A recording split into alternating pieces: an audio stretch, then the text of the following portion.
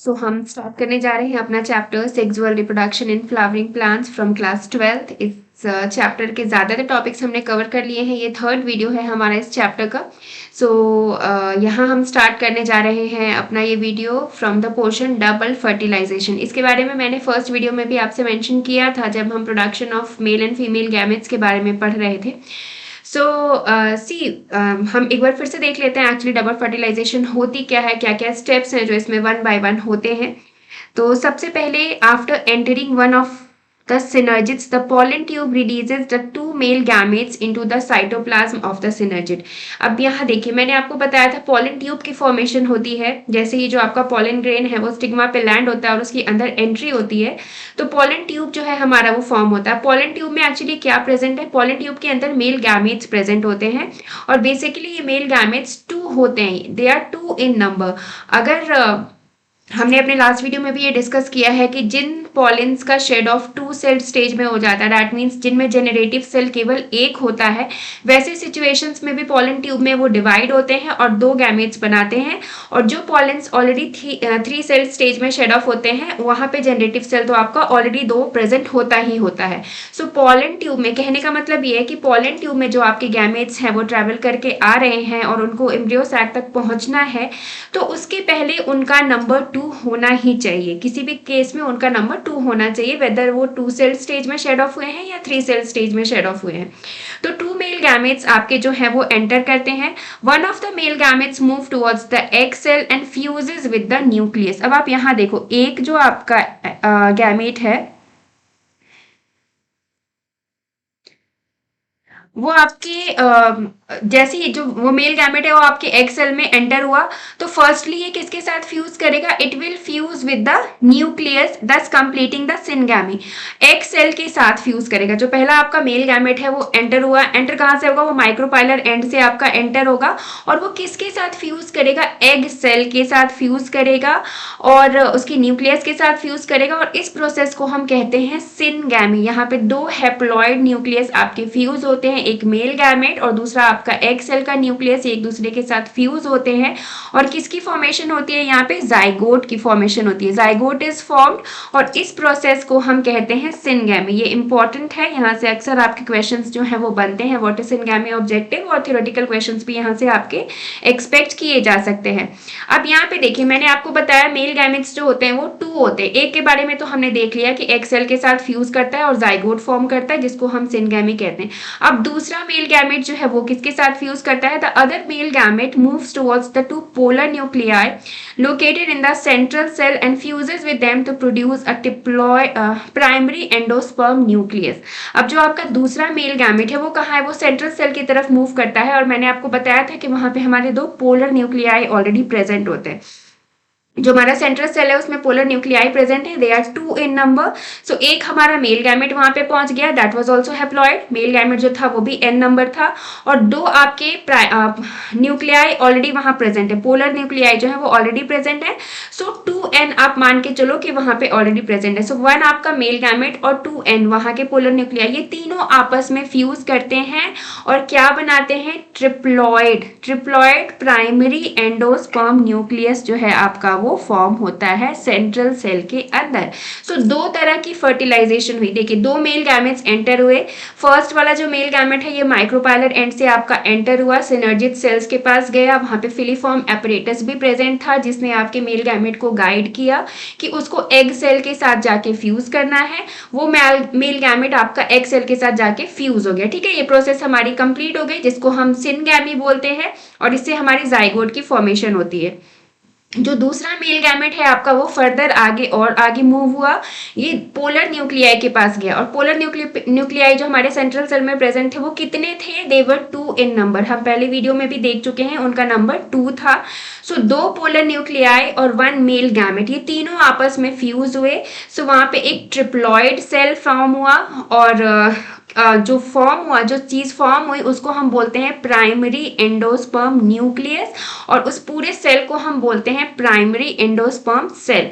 ये primary endosperm nucleus जो है इसको शॉर्ट में हम पेन भी बोलते हैं, PEN, that stands for primary endosperm nucleus.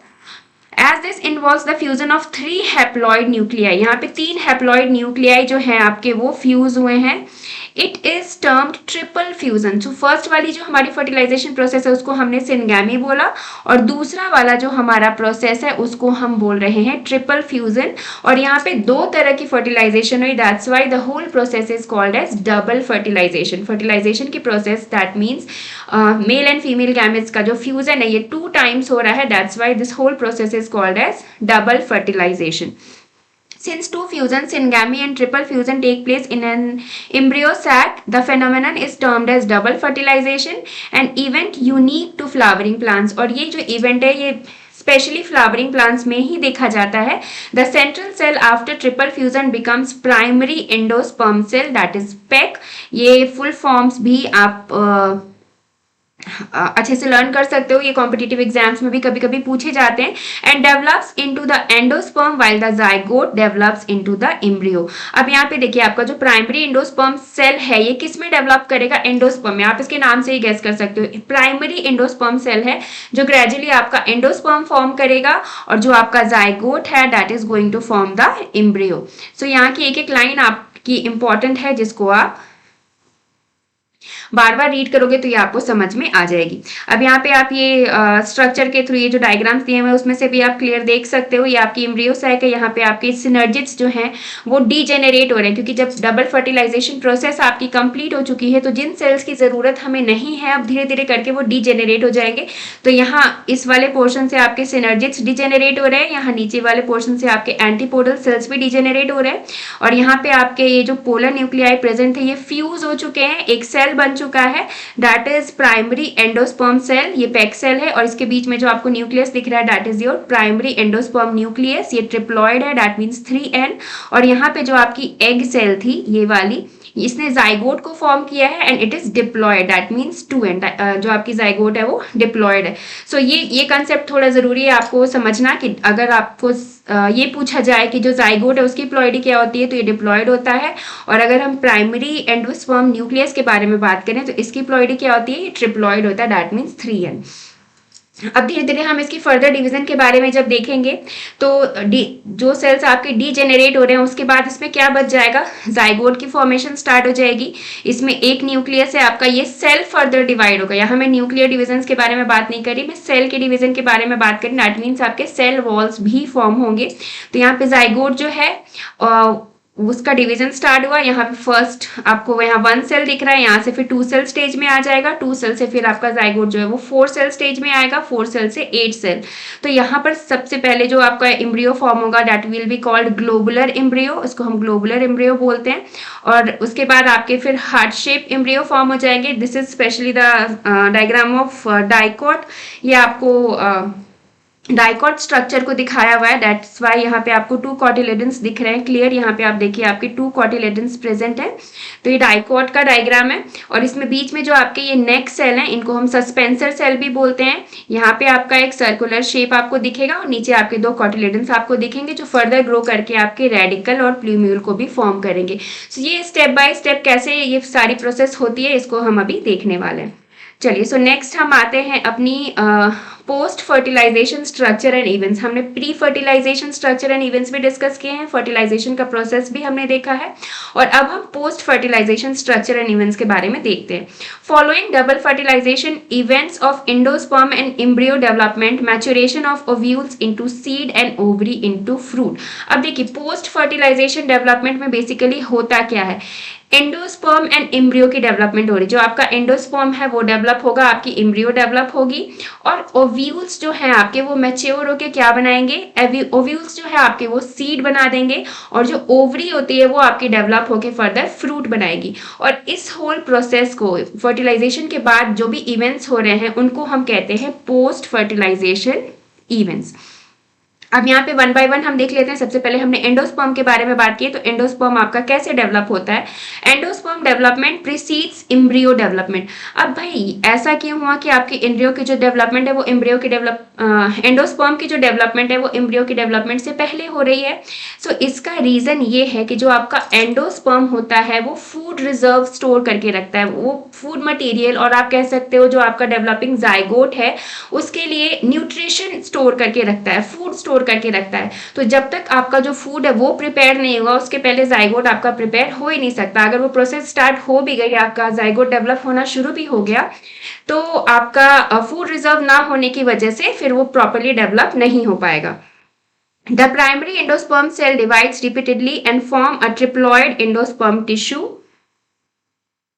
The cells of this tissue are filled with reserve food materials. अब यहाँ पे देखिए reserve food materials जो है ये स्टोर होके रहते हैं and are used for the nutrition of the developing embryo. In the most common type of endosperm development, the pen undergoes successive nuclear divisions and give rise to free nuclei. अब यहाँ पे देखो आप क्या होता है कि सबसे कॉमन जो एंडोस्पर्म डेवलपमेंट होती है उसमें आपके प्राइमरी एंडोस्पर्म न्यूक्लियस जो है वो सक्सेसिव न्यूक्लियर डिवीजन शो करते हैं। सेलुलर डिवीजन नहीं हो रहा है यहाँ पे। सेलुलर डिवीजन का क्या मतलब होता है कि आपके सेल्स फॉर्म होंगे, लेकिन अगर केवल न्यूक्लियर डिवीजन हो रही है दैट मीन्स सेल केवल एक ही रहेगा, उसके अंदर जो न्यूक्लियस है आपके वो डिवाइड होते रहते हैं। तो एंडोस्पर्म का जो कॉमन डेवलपमेंट होता है उसमें आपको फ्री न्यूक्लियर डिवीजन देखने को मिलती है और ये सक्सेसिव होती है। That means one by one आपके न्यूक्लियर जो है वो डिवाइड होते रहते हैं and they give rise to free nucleus. Free nucleus form होते हैं। This stage of endosperm development is called free nuclear endosperm. वो जो स्टेज होती है जिसमें आपके फ्री न्यूक्लियाई आपके फॉर्म होते रहते हैं। So this stage of endosperm development को हम क्या कहते हैं? Free nuclear endosperm development. Subsequently cell wall formation occurs and the endosperm becomes cellular. और धीरे धीरे पहले आपकी न्यूक्लियर डिवीजन हो गई, उसके बाद आपकी सेल वॉल भी फॉर्म होती है। The number of free nuclei formed before cellularization varies greatly. अब अलग अलग अगर आप एग्जाम्पल्स के बारे में बात करो, अलग अलग सिचुएशंस में जो ये आपका नंबर है जो आपके फ्री न्यूक्लियाई फॉर्म हुए हैं वो डिफर होता है, वो वेरी करता है, वो सब में कॉमन आपका नहीं होता है। The coconut water from the tender coconut that you are familiar with. अब जो हम कोकोनट वाटर पीते हैं एक्चुअली वो होता क्या है? It's nothing but free nuclear endosperm. जो आप कोकोनट वाटर लेते हो वो एक्चुअली में क्या है? That is free nuclear endosperm and it is made up of thousands of nuclei. इसमें बहुत सारे न्यूक्लियाई बने हुए होते हैं and the surrounding white kernel, जो आपका कोकोनट को सराउंड किया हुआ रहता है, व्हाइट कलर का जो कर्नल रहता है दैट इज सेलुलर एंडोस्पर्म। उसमें देखो आपको दोनों चीजें देखने को मिल रही है, सेलुलर एंडोस्पर्म भी आपको देखने को मिल रहा है और फ्री न्यूक्लियर एंडोस्पर्म भी आपको देखने को मिल रहा है। So coconut is a perfect example to explain this. ठीक है, तो ये एक कंसेप्ट है जो क्लियर होना चाहिए आपको। एंडोस्पर्म में आइदर बी कंप्लीटली कंज्यूम्ड। अब देखिए कुछ सिचुएशंस में क्या होता है, जैसे जैसे आपका एंडोस्पर्म ग्रो कर रहा है, वो मैच्योर हो रहा है, उसके बाद आपकी जाइगोट भी जो है वो फॉर्म होगी। तो उसमें क्या होता है, इस प्रोसेस में कुछ कुछ एग्जाम्पल्स ऐसे हैं जिसमें आपका एंडोस्पर्म जो है वो पूरा कंज्यूम हो जाता है जाइगोट के थ्रू, और डेवलपिंग एम्ब्रियो जो है वो डेवलप होते होते पूरा एंडोस्पर्म कंज्यूम कर लेता है। वाइल कुछ एग्जाम्पल्स हमारे पास ऐसे भी हैं जिसमें आपका एंडोस्पर्म जो है वो रह जाता है। एंडोस्पर्म में either be completely consumed by the developing embryo. इसका एग्जाम्पल है पी, ग्राउंडनट एंड बीन्स। ये एग्जाम्पल्स बहुत इंपॉर्टेंट है, यहाँ पे आपको मैं स्टार मार्क बना देती हूँ क्योंकि ये एग्जाम्पल्स आपको बिल्कुल याद करने हैं। बिफोर सीड मैच्योरेशन और it may persist in the mature seed. और वैसे कौन से एग्जाम्पल्स हैं जिसमें हमें एंडोस्पर्म देखने को मिलेगा? That is your castor and coconut. ठीक है, जिसका अभी हमने एग्जाम्पल यहाँ पे मेंशन किया। तो कैस्टर एंड कोकोनट ऐसे आपके दो एग्जाम्पल्स हैं जिसमें आपको एंडोस्पर्म के रिमेन्स देखने को मिलते हैं। अदरवाइज आपके प्री ग्राउंडनट और बीन्स ऐसे एग्जाम्पल्स हैं जिसमें आपका एंडोस्पर्म कंप्लीटली कंज्यूम हो जाता है। सो ये एग्जाम्पल्स बहुत ही ज़्यादा इंपॉर्टेंट है। अब यहाँ पे हम देखते हैं नेक्स्ट, एंडोस्पर्म के तो बारे में हमने बात कर ली, तो अब थोड़ी सी बात हम एम्ब्रियो के बारे में भी कर लेते हैं। Embryo develops at the micropylar end. Obvious सी बात है, माइक्रोपाइलर एंड पे ही डेवलप करेगा क्योंकि जहाँ हमारी जाइगोट है वहाँ पे ही आपका एम्ब्रियो का डेवलपमेंट स्टार्ट होगा। और जाइगोट कहाँ पे बना है? जब हमने मेल गैमेट की एंट्री के बारे में बात की तो ये माइक्रोपाइलर एंड से एंटर हुआ है, वहाँ पे आपके सिनर्जिड सेल्स थे और वहीं पे ऊपर एक सेल भी प्रेजेंट था, तो वहीं पे आपका सिनगैमी हुआ था, फ्यूजन हुआ था मेल और फीमेल गैमेट्स का, तो हमारी जाइगोट वहां पे ही फॉर्म हुई थी। तो ये माइक्रोपाइलर एंड पे ही आपका जो एम्ब्रियो है वो डेवलप होगा। Where the zygote is situated, most zygotes divide only after certain amount of endosperm is formed। ये वाला पॉइंट भी मैंने आपको बता दिया है कि एंडोस्पर्म जब आपका फॉर्म हो जाएगा, एटलीस्ट कुछ अमाउंट में फॉर्म हो जाएगा, उसके बाद ही आपके जाइगोट की डेवलपमेंट जो है वो स्टार्ट होगी, क्योंकि जो आपका एंडोस्पर्म है वो फूड रिजर्व प्रोवाइड कर रहा है डेवलपिंग जाइगोट को। This is an adaptation to provide assured nutrition to the developing embryo, और this is basically a type of adaptation. ये खुद जो नेचर के बनाए हुए अरेंजमेंट्स होते हैं, हम उनके बारे में एक्चुअली बात कर रहे हैं।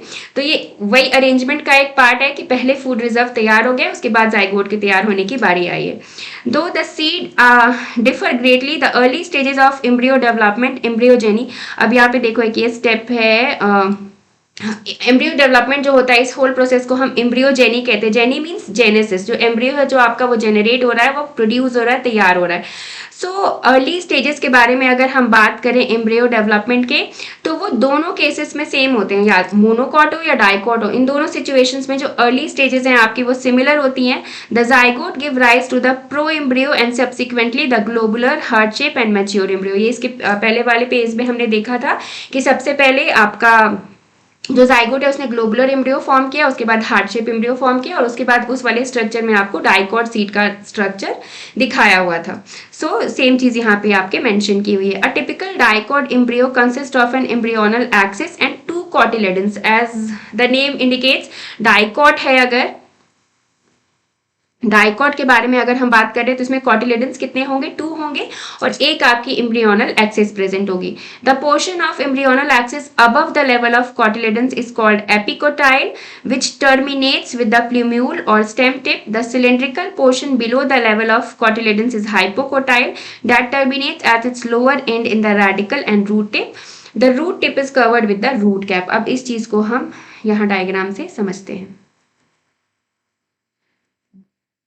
यहाँ पे देखिए आपका ये वाला जो डायग्राम है, दिस पार्ट, ये हम देखते हैं। सो ये आपका एम्ब्रियोनल एक्सिस, अगर आप इस तरह से यहाँ पे ड्रॉ कर दो, ठीक है। सो आपका ये जो लोअर पार्ट, ये वाला जो आपका जहां से टर्मिनेट हो रहे हैं, जहां से आपके ये कॉटिलेडन्स फॉर्म हो रहे हैं, इस वाले टर्मिनेशन पॉइंट को हम प्लूम्यूल बोलते हैं, ठीक है। जो दो आपके ये कॉटिलेडन्स दिख रहे हैं, ये आपके क्लियरली यहाँ पे विजिबल हैं। अब आपका जो ये प्लूम्यूल है, उससे आपके इधर नीचे वाला पार्ट है, दैट मीन्स जो लोअर पार्ट है वो आपका क्या कंसिस्ट करता है, दैट कंसिस्ट रेडिकल, और जो रेडिकल है आपके that is going to form the root. Radicle से आपकी रूट की फॉर्मेशन होती है। This will be covered with root cap. Root cap जो है वो रूट्स के प्रोटेक्शन के लिए होता है, और इसका जो लोअर पार्ट है उसको हम हाइपोकोटाइल बोलते हैं, और अपर मोस्ट पार्ट जो होता है, जो कॉटिलेडन्स में प्रेजेंट होता है, that will be called as epicotyl. Hypo means नीचे, नीचे वाला पार्ट जो है वो आपका हाइपोकोटाइल, हाइपो मीन्स यहाँ लोअर, और एपी मीन्स अपर, जो ऊपर का पार्ट होगा वो आपका एपिकोटाइल होगा। सो सेम चीज आपको यहाँ पे दिखाई हुई है। फर्स्ट ये ए स्ट्रक्चर जो है आपका वो डाइकॉट के लिए है, अदरवाइज जो बी है वो LS of an embryo of grass monocot के लिए है। आपका ये बी वाला जो पार्ट है ये मोनोकॉट को दिखा रहा है। मोनोकॉट में आपकी केवल एक कॉटिलेडन प्रेजेंट होती है, that is called as scutellum. Monocots के केस में जो हमारी कॉटिलेडन है उसको हम स्क्यूटेलम कहते हैं। और यहाँ लोअर पार्ट आपको यहाँ पे इसके दिख रहे हैं, यहाँ पे रेडिकल प्रेजेंट है, रूट कैप।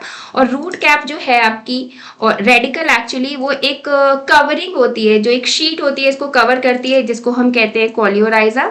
और अगर हम स्क्यूटेलम के बारे में बात करें, और स्क्यूटेलम भी नहीं, आप प्लूम्यूल बोल सकते हो। प्लूम्यूल वाला जो पार्ट होता है वो एक कवरिंग होती है, शीट होती है जो कवर करती है, जिसको हम कहते हैं कोलियोप्टाइल। ये शूट एपेक्स है जो आपका शूट को फॉर्म करने जा रहा है, और and this is the epiblast. So ये सारे स्ट्रक्चर्स आपके यहाँ पे दिखाए हुए हैं। Embryos of monocotyledons possess only one cotyledon, या ये क्लियर है आपको, मोनोकॉट है तो उसमें एक ही कॉटिलेडन होगी। In the grass family the cotyledon is called as scutellum, जैसा कि मैंने आपको बताया, उसकी जो एक कॉटिलेडन होती है मोनोकॉट्स की, उनको हम स्क्यूटेलम कहते हैं। And it is situated towards one side of the embryonal axis. At its lower end the embryonal axis has the radicle and root tip. Obvious सी बात है, जो लोअर एंड होगा वहां पे ही आपके रूट्स प्रेजेंट होंगे। And root cap enclosed in an undifferentiated sheath called as coleorhiza. ये भी इंपॉर्टेंट है, ऑब्जेक्टिव क्वेश्चंस यहाँ से आप एक्सपेक्ट कर सकते हो।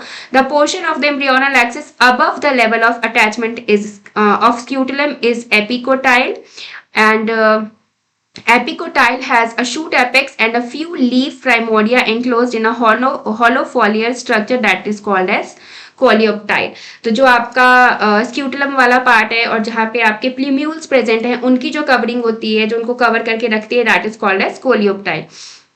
सो ये सारी चीजें हमने यहाँ पे देखी हैं। एम्ब्रियो के बारे में भी हमने बात किया। अब हम थोड़ी सी बात कर लेते हैं सीड के बारे में। In angiosperms the seed is the final product of sexual reproduction. अब अभी तक की पढ़ाई के बाद इतना तो हमने देख ही लिया कि जो सेक्सुअल रिप्रोडक्शन हो रहा है, मेल एंड फीमेल गैमेट्स का फर्टिलाइजेशन हो रहा है, फाइनली हमें मिल क्या रहा है, तो हमें सीड मिल रही है। सो seed is the final product of sexual reproduction. It is often described as the fertilized ovule. Seeds are formed inside the fruits. ये obvious सी बात है, हम fruits खाते हैं तो सभी को पता है कि उसके अंदर ही हमें seeds देखने को मिलते हैं। अब ये जो seeds होते हैं आपके, that can be non albuminous और एक्स एल्ब्यूमिनस, ये दोनों एक ही टर्म है।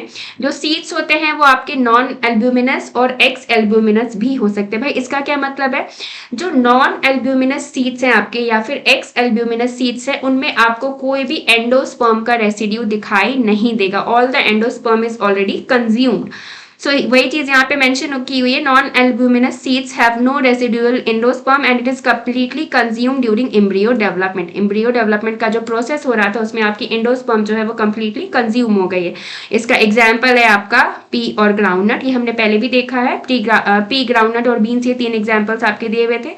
Albuminous seeds retain a part of endosperm. जब नॉन एल्ब्यूमिनस में आपका कोई एंडोस्पर्म नहीं प्रेजेंट है, दैट सिंपली मींस अगर सीड आपका एल्ब्यूमिनस होगा तो इसका मतलब है कि उसमें एंडोस्पर्म का पार्ट आपका प्रेजेंट है।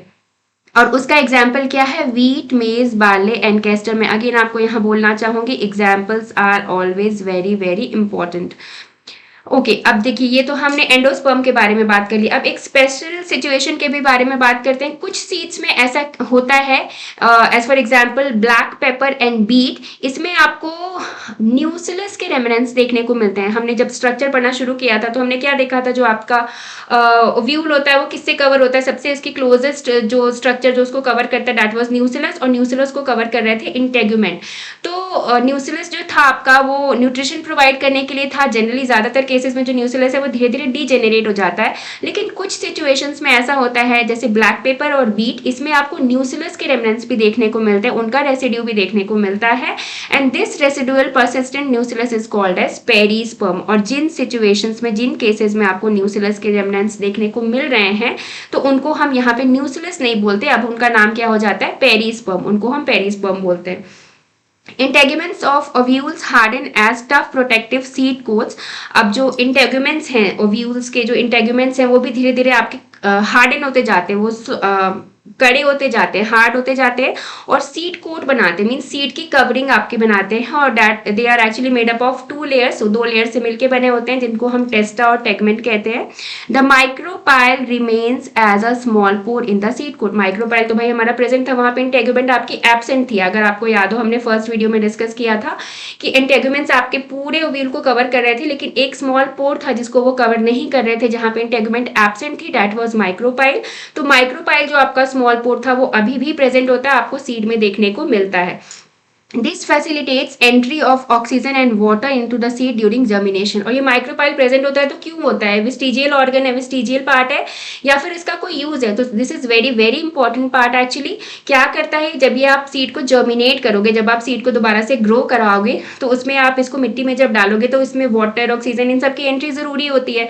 तो ये इनकी एंट्री को फैसिलिटेट करता है, सीड की जर्मिनेशन को इनहेंस करता है। That's why micropyle is present. At the seed matures it's water content is reduced and the seeds become relatively dry। जैसे जैसे आपके सीड्स मैच्योर होते हैं उसमें वाटर जो है आपका वो लॉस होता जाता है, वाटर वहां से आपकी निकलती जाती है और जो सीड है आपका वो डिहाइड्रेट हो जाता है और it becomes very tough and hard. 10 to 15% moisture by mass। The general metabolic activity of the embryo slows down। इसकी मेटाबॉलिक एक्टिविटी, ऑब्वियस सी बात है, जब वाटर ही नहीं रहेगा तो मेटाबॉलिक एक्टिविटीज आपकी नहीं हो पाएंगी सीड के अंदर।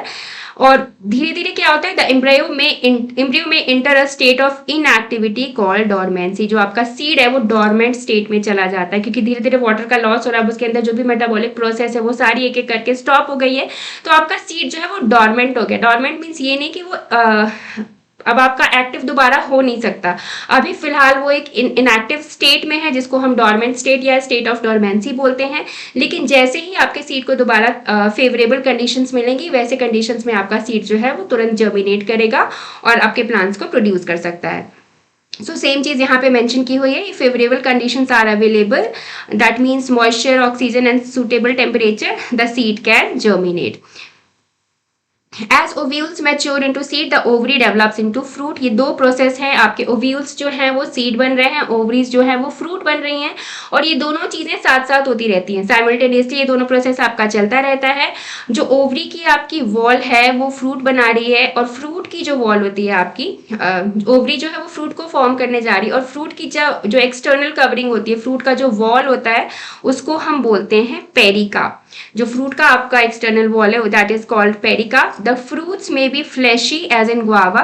कुछ फ्रूट्स जो आपके बहुत ज्यादा फ्लैशी होते हैं, इसका एग्जांपल आप देख सकते हो गुआवा, ऑरेंज और मैंगो, और may be dry also as in the case of groundnut and mustard. ये भी फ्रूट्स ही हैं लेकिन ये फ्लैशी नहीं होते, तो इसका एग्जाम्पल आपका ग्राउंडनट एंड मस्टर्ड है। Many fruits have evolve mechanisms for dispersal of seed. अब कुछ फ्रूट्स जो है उन्होंने मैकेनिज्म आपका एस्टेब्लिश किया है सीड डिस्पर्सल के लिए, तो इसके एग्जाम्पल्स आपके कुछ एनिमल्स वगैरह हो सकते हैं। जैसे कुछ सिचुएशंस में आप देखते हो कि एनिमल्स आपके फ्रूट्स खाने के लिए पेड़ों पे चढ़ते हैं, तो उन्होंने आधा फ्रूट खाया और आधा ऐसे जमीन पे गिरा दिया, तो उस सिचुएशन में क्या होता है, जो सीड है वो एक ये भी एक प्रोसेस होता है सीड डिस्पर्सल का। आपके सीड्स इधर उधर फैलते हैं जिससे आपके न्यू प्लांट्स ग्रो होते हैं। स्क्वेरल्स के केस में आप देख सकते हो, जो गिलहरियां होती हैं वो अक्सर नट्स वगैरह खा के आधा नट खाती हैं और आधा नट छोड़ देती हैं, वो जमीन के अंदर गाड़ देती। उनका तो पर्पस ये होता है कि वो बाद में कभी आके खाएंगी, लेकिन फिर बाद में उनको वो ग्राउंड नट मिल नहीं पाता और उसके जगह पे एक नया प्लांट जो है वो ग्रो हो जाता है। सो ये सब बेसिकली कुछ नेचुरल सीड डिस्पर्सल के मैकेनिज्म्स हैं जो हमारे नेचर ने इवॉल्व किए हैं। In most plants, by the time the fruit develops from the ovary, other floral parts degenerate। जो ओवरी है आपकी जैसे जैसे फ्रूट को फॉर्म करती है, तो अदर फ्लोरल पार्ट्स जो है आपके कैलिक्स, कोरोला, ये सारे फ्लोरल पार्ट्स डीजेनरेट हो जाते हैं and they are shed off, वो गिर जाते हैं। However, in a few species such as apple, strawberry and cashew, the thalamus also contributes to fruit formation। अब देखिए यहाँ पे एक बहुत इंटरेस्टिंग सा ये सिचुएशन है, जो फ्रूट आप खाते हो, हम कहते हैं an apple a day keeps the doctor away. Apple को इतना अच्छा फ्रूट मानते हैं, बट रियली में वो एक ट्रू फ्रूट है ही नहीं। Apple is a false fruit. ऐसा क्यों बोलते हैं हम? क्योंकि ट्रू फ्रूट्स हम केवल उन्हीं को बोलते हैं जो कंप्लीटली ओवरी से डेवलप होते हैं। जो आपका एप्पल है उसका एडिबल पार्ट जो है, जो आप खाते हो, जो पार्ट एडिबल होता है, that is not developed from ovary, that is actually thalamus. उसका जो थैलेमस है उस पार्ट को हम खाते हैं। So that's why apple is a false fruit.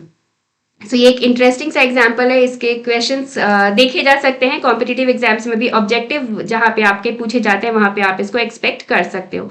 Although in most of the species fruits are the result of fertilisation, there are few species. चलो यहाँ आगे आपको पार्थेनोजेनेसिस का थोड़ा सा डिस्कशन है, उसके पहले हम इस पेज पे देख लेते हैं आपको स्ट्रक्चर्स क्या क्या दिखाए हुए हैं। यहाँ पे बेसिकली फर्स्ट जो है वो सीड का स्ट्रक्चर है। यहाँ पे आप देख सकते हो दो कॉटिलेडन्स आपको दिख रहे हैं, यहाँ पे माइक्रोपाइल को शो किया हुआ है। सेकेंड स्ट्रक्चर जो है आपका ये वाला जो थर्ड है ये आपका अनियन का है,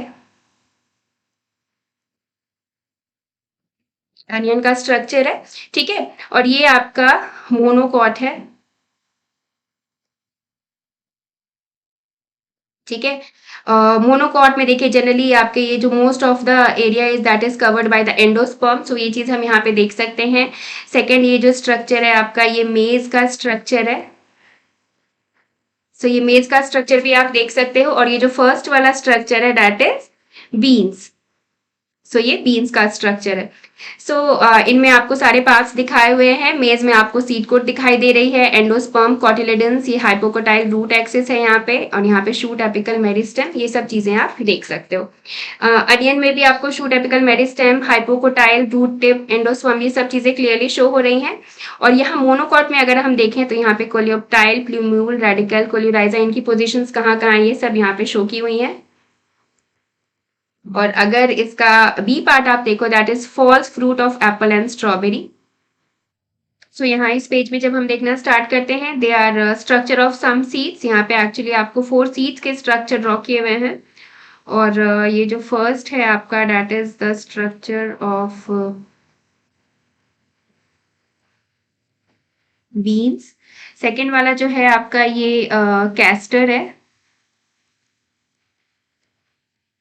थर्ड आपका स्ट्रक्चर जो है ये अनियन का है। एंड फोर्थ स्ट्रक्चर ये आपका मोनोकॉटा दैट इज मेज। ठीक है, सो इसमें आपको सीड्स के स्ट्रक्चर्स यहाँ पे क्लियरली शो किए हुए हैं। कॉटिलेडन्स हैं आपके फर्स्ट बीन्स में, माइक्रोपाइल का भी आपको पोजीशन आपको दिख रहा है। कैस्टर में आप देखो सीड कोट आपको दिख रही है, that will be made of टेस्टा and tegmen. Endosperm आपको दिखाई दे रहा है, कॉटिलेडन्स दिखाई दे रहे हैं। और यहाँ सबसे नीचे वाला जो पार्ट है जिसको कॉटिलेडन से जो नीचे रूट की तरफ प्रेजेंट होता है उसको हम हाइपोकोटाइल बोलते हैं। तो हाइपोकोटाइल और रूट एक्सिस आपकी यहाँ पे शो हो रही है। शूट एपिकल मेरिस्टेम भी आपके दिखाए हुए हैं और सबसे लोअर वाला जो पार्ट है वो रूट टिप को आपके रिप्रेजेंट कर रहा है। और थर्ड अनियन में आपको लेयर्स दिख रहे हैं, यहाँ पे कॉटिलेडन है, सीड कोट है, shoot apical meristem, hypocotyl, root axis आपका यहाँ नीचे की तरफ दिख रहा है जिसके जस्ट बिल्कुल नीचे आपकी रूट टिप प्रेजेंट है। और एंडोस्पर्म की पोजिशन इसकी यहाँ पर है। और यहाँ मेज में आप देख लो, this is basically a monocot. ये मोनोकॉट सीड है, तो इसमें यहाँ पे आपको स्क्यूटेलम भी दिखाई दे रहा है क्योंकि मोनोकॉट की जो कॉटिलेडन होती है उसको हम स्क्यूटेलम कहते हैं। पेरिकार्प आपको दिख रहा है यहाँ पे। एंडोस्पर्म, जैसा कि आपको पता है कि मोनोकॉट की सीड में ज्यादातर स्पेस जो है वो एंडोस्पर्म कवर करता है, सो यहाँ पे एंडोस्पर्म है। और कोलियोप्टाइल, प्रीम्यूल, रेडिकल और कोलियोराइजा, इन सब की पोजिशन आपको यहाँ दिखाई हुई है। ठीक है, सो ये सीड्स के स्ट्रक्चर हो गए। और सेकंड आपका जो है वो false fruit of apple and strawberry. False fruit की कैटेगरी में आपके दो फ्रूट्स आते हैं, first one is your apple and second one is your strawberry. तो एप्पल जो है इसमें आप देखो edible, this is the edible part of the apple, this is made up of thalamus. इसमें आपको सीड्स भी दिखते हैं और सीड्स में आपको एंडोकार्प एंड मीजोकार्प दिखाई दे रहे हैं। और ये स्ट्रॉबेरी जो है आपका, इसमें भी थैलेमस पार्ट ही एडिबल होता है जिसको आप खाते हो। और इसके ऊपर जो आपको thick spine, soft spine like structure दिखता है जिसको हम एक्नी बोलते हैं। सो ये बेसिकली आपको सीड और सम फॉल्स फ्रूट के स्ट्रक्चर यहाँ पे एक्सप्लेन किए हुए हैं। अब नेक्स्ट हमारे पास जो कंसेप्ट आता है दैट इज पार्थेनोकार्पिक फ्रूट। अब देखिए पार्थेनोकार्पिक ये टर्म मे भी कुछ लोगों के लिए नया हो, लेकिन हमने एनिमल्स के केस में पार्थेनोजेनेसिस जरूर सुना है। पार्थेनोजेनेसिस क्या होता है, उसमें ऑर्गेनिज्म जो है आपके वो डेवलप होते हैं without the process of fertilisation. So same concept यहाँ भी आपका अप्लाई किया हुआ है। आपके फ्रूट्स जो है वो डेवलप हो रहे हैं लेकिन यहाँ पे फर्टिलाइजेशन की प्रोसेस आपकी नहीं हुई है। Fruits are developed without fertilisation, so those fruits will be called as parthenocarpic fruits. और वहां पे हम पार्थेनोजेनेसिस बोलते हैं, यहाँ पे हम पार्थेनोकार्पी बोल रहे हैं। पार्थेनोकार्पिक फ्रूट्स जो है वो डेवलप हो रहे हैं और उनकी खासियत क्या है कि वो विदाउट फर्टिलाइजेशन डेवलप हुए हैं। इसका एक बहुत कॉमन एग्जांपल बनाना है पार्थेनोकार्पी। अब एक्चुअली ये हो कैसे रहा है, पार्थेनोकार्पी से फ्रूट्स आपके कैसे बन जा रहे हैं जब फर्टिलाइजेशन हुई ही नहीं, तो उसके बिना फ्रूट्स का डेवलपमेंट कैसे हो रहा है। So this is happening with the help of some application of growth hormones. Growth hormones जो है आपके वो इंजेक्ट किए जाते हैं जिसकी वजह से आपके फ्रूट्स का डेवलपमेंट हो जाता है। अदरवाइज अगर आप कभी नेचुरल बनाना खाओ तो they are full of seeds, उसमें बहुत सारे सीड्स होते हैं ब्लैक कलर के, लेकिन पार्थेनोकार्पी की वजह से जो आपको बनाना मिलता है उसमें आपको सीड नहीं मिलता, जिसकी वजह से आप इजिली बनाना को खा पाते हो। Seeds offer several advantages to angiosperms. Firstly, since reproductive processes such as pollination and fertilization are independent of water, seed formation is more dependable. ये तो बहुत कॉमन सी बात है। फर्टिलाइजेशन और पॉलिनेशन में आपको वाटर का कोई रोल नहीं होता, लेकिन आपकी जो सीड है उसके जर्मिनेशन के लिए वाटर जो है वो बहुत मेन रोल प्ले करता है। अगर वाटर नहीं होगा तो आपकी सीड कभी भी जर्मिनेशन शो नहीं कर पाएगी। Also seeds have better adaptive strategies for dispersal to new habitats and help the species to colonise in other areas. Seeds सी आपके सेक्सुअल रिप्रोडक्शन के वो प्रोडक्ट्स हैं, सो ऑब्वियसली आपके जो भी उनके पेरेंट्स हैं जिन्होंने फ्यूज होकर बनाया उससे एक स्टेप आगे के वो फीचर्स अपने आप में दिखाएंगे। सो यस, वो बेटर अडेप्टिव स्ट्रेटजीज जो हैं आपके वो शो करेंगे। और कहीं पे भी अगर उनको डिस्पर्सल का प्रॉपर सिचुएशन सारी उनको मिल जाए, प्रॉपर ही ऑक्सीजन, वाटर, टेम्परेचर ये सब मिल जाए तो जर्मिनेशन भी अपना बहुत ही इजीली कर पाएंगे। As they have sufficient food reserves, young seedlings are nourished until they are capable of photosynthesis on their own. The hard seed coat provides protection to the young embryo. Seed के ऊपर जो hard covering होती है वो obviously उनको protection provide करती है, और एक जो सीड है जो आपका हार्डनिंग होने के बाद प्रॉपर सीड बन चुका है उसमें आपके सफिशिएंट फूड रिजर्व्स मौजूद होते हैं। न्यूट्रिशन उनको जैसे ही मिलता है वो जर्मिनेशन शो करते हैं, धीरे धीरे आप उनमें पानी वगैरह डालते हो जैसे वैसे वैसे वो अपनी ग्रोथ शो करते हैं, लेकिन स्टार्टिंग के डेवलपमेंट प्रोसेस के लिए उनमें सफिशिएंट फूड रिजर्व जो होता है वो ऑलरेडी प्रेजेंट होता है। Being products of sexual reproduction, they germinate new genetic combinations leading to variations. और sexual reproduction के products होने की वजह से वो दो अलग अलग एक्चुअली उनके sources जो दो अलग अलग हैं तो वो दोनों तरफ के features अपने आप में show करते हैं। Seed is the basis of our agriculture, ये तो भाई मानी हुई बात है। सीड की वजह से ही एग्रीकल्चर जो प्रोसेस है वो कंप्लीट हो पाता है। इसका इंपॉर्टेंस तो आप किसी फार्मर से पूछ सकते हो कि कितना जरूरी होता है सीड उनके लिए। Dehydration and dormancy of mature seeds are crucial for storage of seeds. Obvious सी बात है, अगर सीड आपके डिहाइड्रेटेड स्टेज में ना हो, सपोज उनमें अगर मॉइस्चर कंटेंट हो, डॉर्मेंट ना हो वो, तो आप सीड को स्टोर नहीं कर पाओगे। डिहाइड्रेशन बहुत जरूरी है उनकी स्टोरेज के लिए, क्योंकि जरूरी नहीं है कि हमारे पास जैसी सीड्स आए हम उनको तुरंत उसी समय जर्मिनेट करें। सीड्स को हम स्टोर करके रखते हैं, जब हमें उनके हिसाब से फेवरेबल कंडीशंस, एटमॉस्फेयर और वेदर हमें जब उनका दिखता है कि अब इस वेदर में हम ये वाला सीड ग्रो करा सकते हैं, तो उस समय हम उन सीड्स को जर्मिनेट करते हैं। तो सीड्स की स्टोरेज काफी जरूरी होती है एग्रीकल्चरल फील्ड में, तो उसकी वजह से डिहाइड्रेशन और डोरमेंसी जो है वो बहुत ज्यादा इंपॉर्टेंट हो जाती है। अगर ये कंडीशन नहीं होगी, अगर आपके सीड्स डिहाइड्रेटेड और डोरमेंट नहीं रहेंगे तो आप उनको स्टोर नहीं कर पाओगे। Can you imagine agriculture in the absence of seeds? No, you cannot imagine. उसके absence में तो आप agriculture को बिल्कुल imagine कर ही नहीं सकते। How long do the seeds remain alive after they are dispersed?